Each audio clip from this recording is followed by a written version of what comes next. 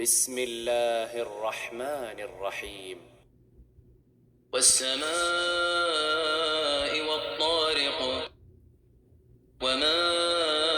أدراك ما الطارق، النجم الثاقب،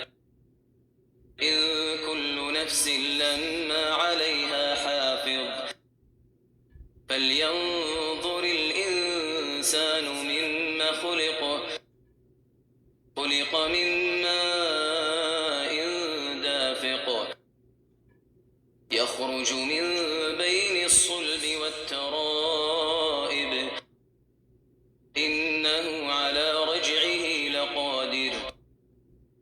يوم تبلى السرائر، فما له من قوة ولا ناصر، والسماء ذات الرجع، والأرض ذات الصدع، إنه لقول